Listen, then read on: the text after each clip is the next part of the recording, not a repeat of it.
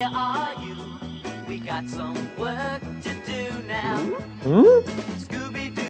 Oh, he's not. He wishes he was Scooby-Doo. My goodness, where are you, Prime Minister? Where are you? So I've been checking. I've been checking for personal days. I've got my public calendar for personal days, and I've been watching. And they didn't update today. I wonder why they didn't update. Where is Prime Minister Justin Trudeau? I just don't know. So anyway, here's yesterday's itinerary, and this was posted yesterday, and there's no indication of what Mr. Trudeau is doing today at all. However, and this is, I want to show you what time it is. I want to have this timestamp. Like, what time is it?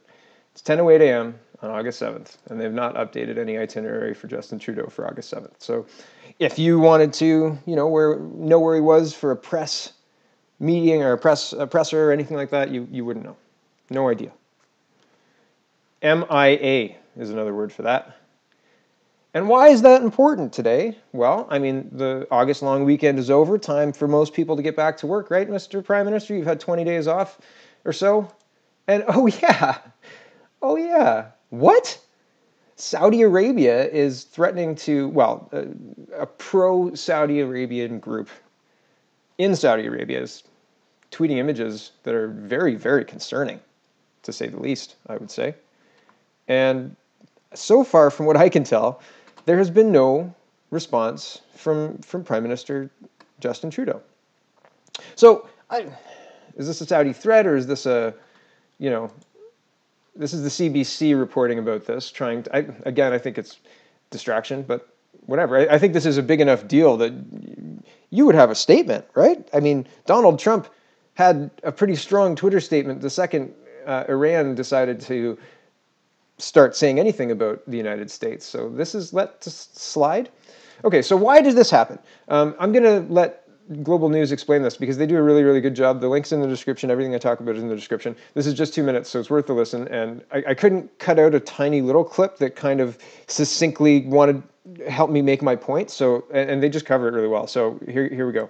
Kingdom of Saudi Arabia has ordered the Canadian ambassador to leave the country within 24 hours, a highly unusual move that is typically reserved for all-out spats between two countries or when someone is found to be a spy, declaring him persona non grata. The surprise move comes after Canada criticized the Saudi government for its treatment of civil rights activists, including a Canadian Saudi man, Raif Badawi, a blogger who has extensively criticized the Saudi government in his online posts. Recently, his sister was also arrested, and the Canadian government has called for her immediate release, along with other civil rights activists who were scooped up in part of a crackdown. Now, this has come from Minister Chrystia Freeland, the Minister of Foreign Affairs, but also from the Canadian Embassy in Saudi Arabia, who this morning tweeted in Arabic. Now, we're wondering if there's a possibility that that Arabic tweet, that targeting, may have been what pushed this reaction, but a number of sources are saying the Saudis have been very unhappy with the Canadian government for some time now.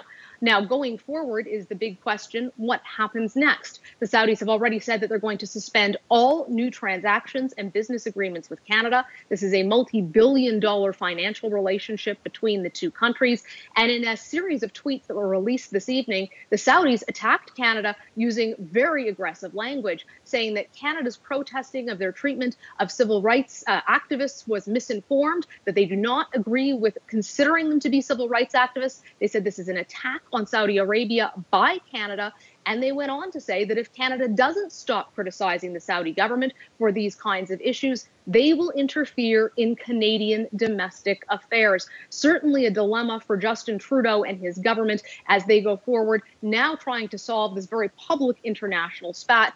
Diplomats who I've spoken with say that this is a highly unusual and aggressive move, and aggressive language by the Saudis, and that it represents an overall problem between the Canadian-Saudi relationship, something the government will have to deal with. But there's a larger matter. And so there's larger matters at hand. Yes, there are, certainly. And I mean, I think that clearly states what's happened. Here's Chrystia Freeland's tweet. But interesting that Saudi Arabia would have such a strong backlash if we're just talking about Canadian citizens. So I wanted to see who Raif, Raif Badawi. I'm pronouncing it wrong, so sorry about that. But and his sister. So I wanted to find out who these people are and what connection they have to Canada. So the sister of the jailed blogger Raif Badawi has been arrested by authorities. Blah blah blah. Okay, and we're concerned about this. So her brother has been in jail since 2012 for criticizing Saudi Arabia. Okay, and he got 50 lashes. That's terrible. Raif's wife. So are we following the bouncing ball? The sister, the brother's wife became citizens earlier this summer. And they live in Quebec's Eastern Township. Okay, so, sorry, I'm scratching my head. I'm not figuring, has somebody been Canadian all along, or did they move to Canada, criticize the regime, and now they want Canada to intervene on their behalf? That's kind of where I got to. So that was Raif Badawi's sister, and then I wanted to find out more about Raif himself.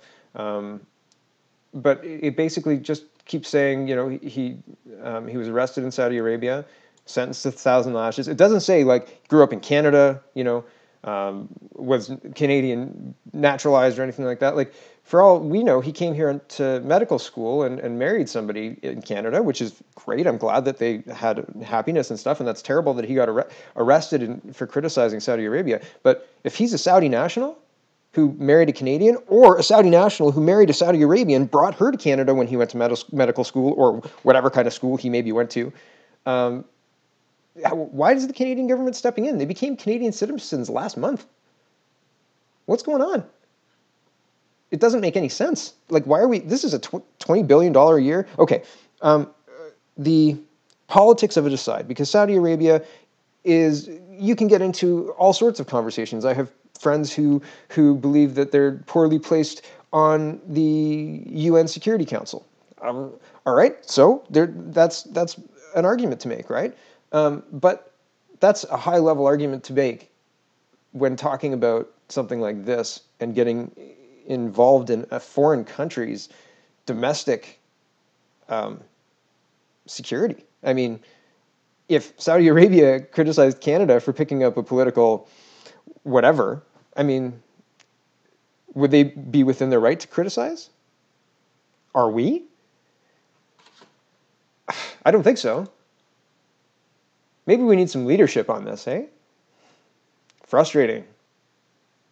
Maybe if you admit that you're in over your head and then you step down, Canada can save some face. At this point, it doesn't look like you're going to save some face, sir. Unfortunate. So I don't have a conclusion. I don't think anybody's really, well, not that I don't think anybody's necessarily at fault. I think that we should diplomatically fix this problem until we have a backup plan for the $20 billion financial hit that this will potentially cause for Canada, amid other silly use of taxpayer dollars. It seems really like a really bad idea to spark an international incident over virtue signaling. So that's my take on it. I mean, I'm by no means an expert. I'm just an armchair guy looking at the news and telling you guys what I think. So, hey, Justin Trudeau, this might be your job. Maybe you should get on and tell us what you think.